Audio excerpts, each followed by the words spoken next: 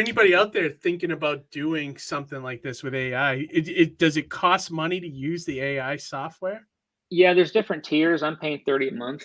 Okay. You can go up to $50. I think they're going to do some new pricing packages, from what I understand. You can pay extra for a private room, private server, so no one can see what you're doing. I don't really see the benefit of that, but that's something you can pay for.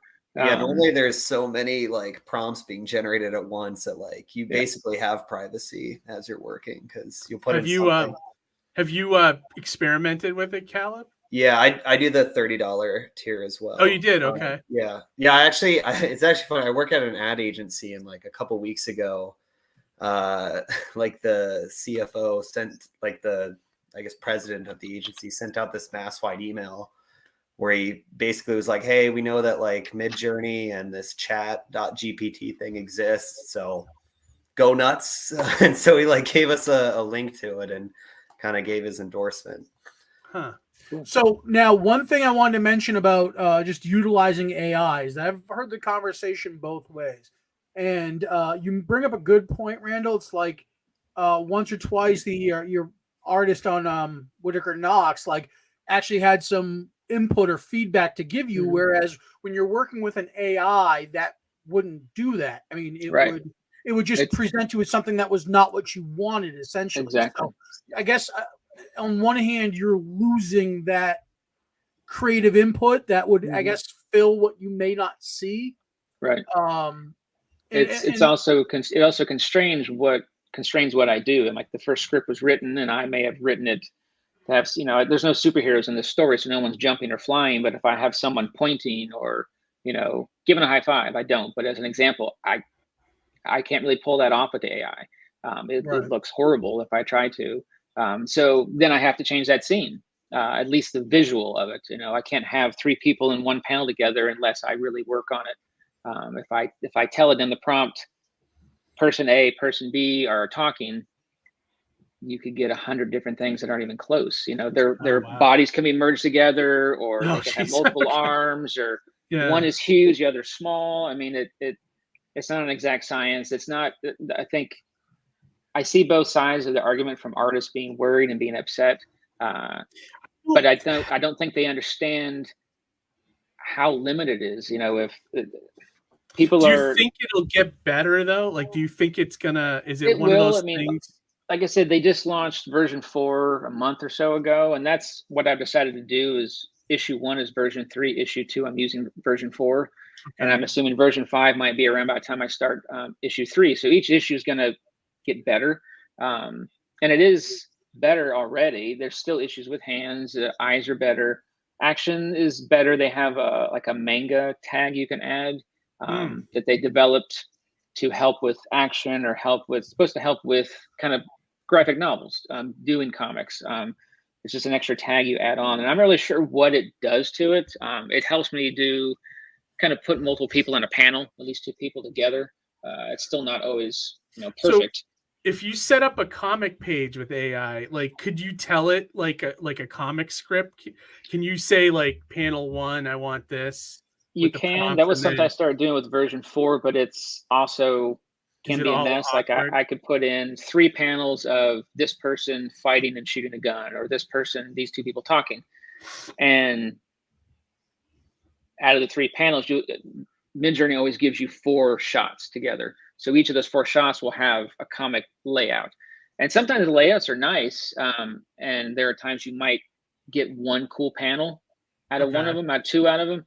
I have an experience where you can take a whole output of a page, 3 panels, and make it work and use it. And the limitation there is if I like 1 panel out of this page it creates, it's because it's a smaller piece of this larger item. To pull that 1 piece out, it's going to be hard to up-res it to 300 DPI so I can print it.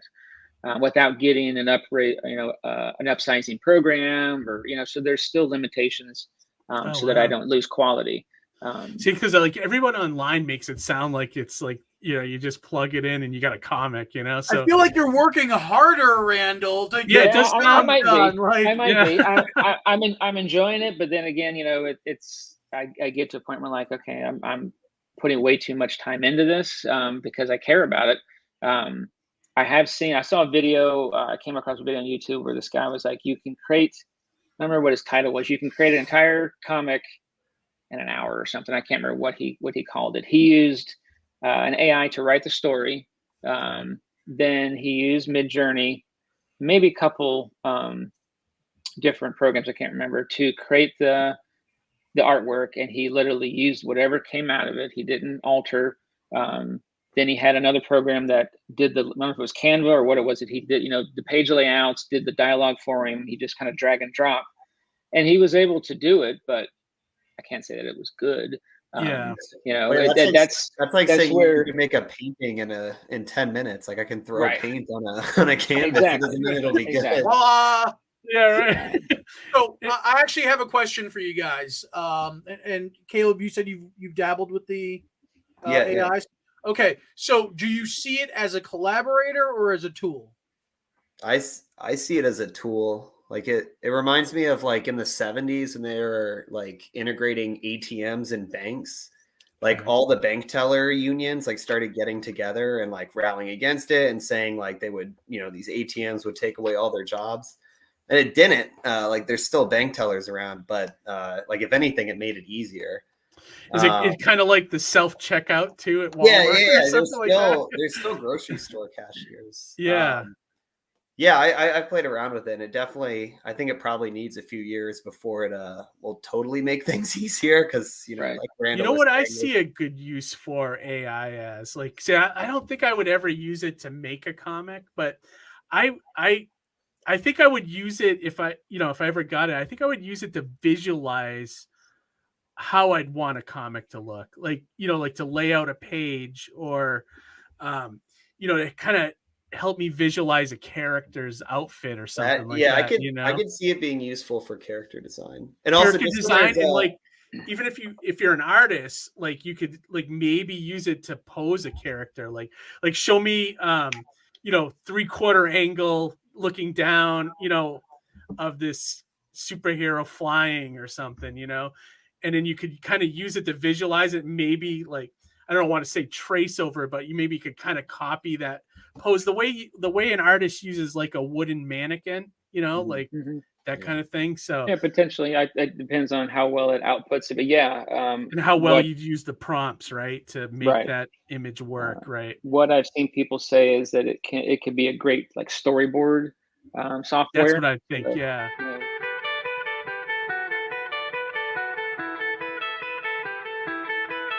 Yeah.